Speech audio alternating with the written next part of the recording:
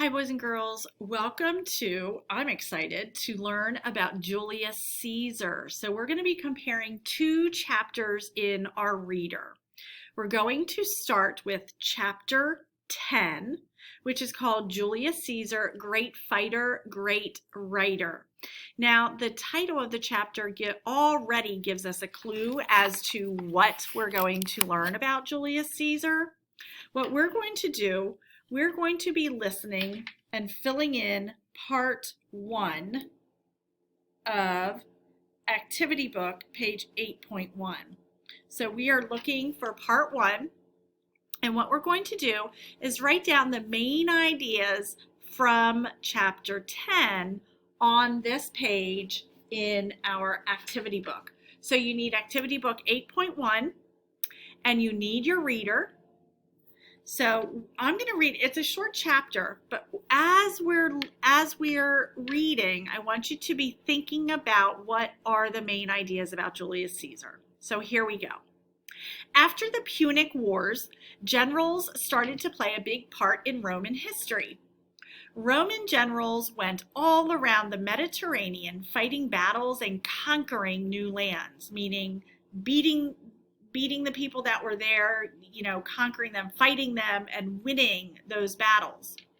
Some of these generals became heroes. Some of them got to be so famous and so popular that they threatened to take over the Republic. That's what happened with Julius Caesar. Julius Caesar came from an old Roman family. He was proud and ambitious with a high opinion of himself. Now, I'm going to take a moment and pause here. And actually, I'm going to go back to this one. Sorry. We're going to write down those things about Julius Caesar that we just read, that he's proud and ambitious, which means he wants to do things. He's ready to do things. So proud and ambitious. I'm also going to put down that he was from a Roman family. So pause the video here and make sure that you have these things written down. Notice I'm using bullet points. We're not writing complete sentences. We're taking notes. So pause the video, write those things down, and then come on back. So I'm going to continue reading now. When he was a young man, Caesar was captured by pirates. The pirates told him they would kill him unless he could pay a ransom of 20 talents. Remember, ransom is money you pay for someone, and talents is how they measured gold and silver.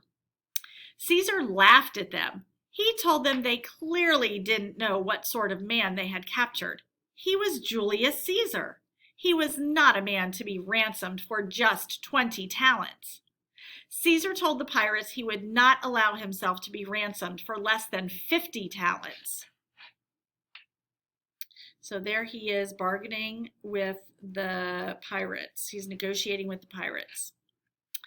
Caesar told his friends to raise the money. He stayed with the pirates writing poems. He read some of his poems to the pirates. They shrugged. They didn't care much for poetry. They were pirates, not poets. They just wanted to collect the ransom money. Caesar got angry at the pirates. He scolded them for not liking his poems. He told them they had no taste. He told them they were barbarians. He told them someday he would come back and punish them for their bad taste. The pirates thought Caesar was joking. Maybe they thought he was crazy. At any rate, as soon as they got the ransom money, they quickly forgot about him. But Caesar did not forget about them. He went back to Rome, got some ships, and hired some good fighters. Then he tracked down the pirates and killed them. Caesar quickly established himself as a man who knew what to do with his sword and also with his pen. Once he was sent to Asia.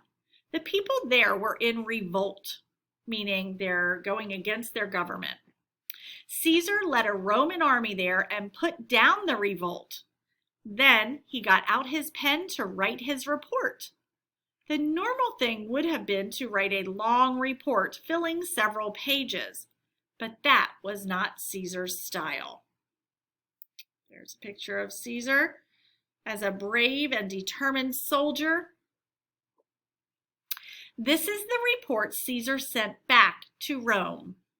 Veni, vidi, vici. That's the whole report. Those 3 words, written in Latin, the language of ancient Rome, mean I came, I saw, I conquered. What else was there to say? Mission accomplished. So I did not realize that I've heard that phrase before. I came, I saw, I conquered. I did not realize it came from Julius Caesar. So Mrs. Goshert learned something new today with you. Caesar led an army into the land the Romans called Gaul. Today we call it France. Gaul, or France, was not part of the Roman civilization when Caesar marched in, but it was when he marched out a few years later. Caesar conquered it. Then he wrote a book about how he did it. The first sentence in his book is famous. It is written in Latin. In English, the words mean, the whole of Gaul is divided into 3 parts.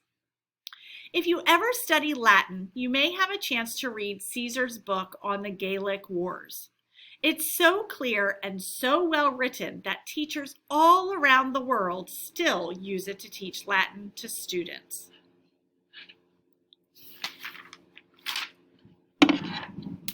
So that is, and you can see the picture here, Caesar writing about his conquest of Gaul.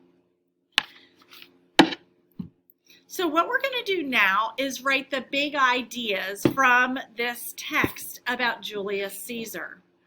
So one thing that we learned is that he was a good writer.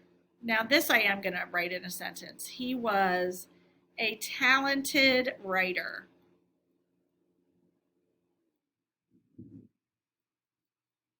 And we got the phrase, I came, I saw, I conquered from him.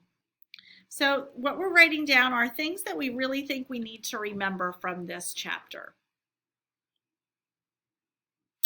Another thing that we learned about him is that he's a good fighter.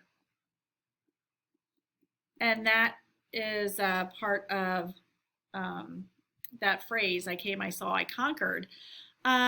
He's a good fighter. He conquered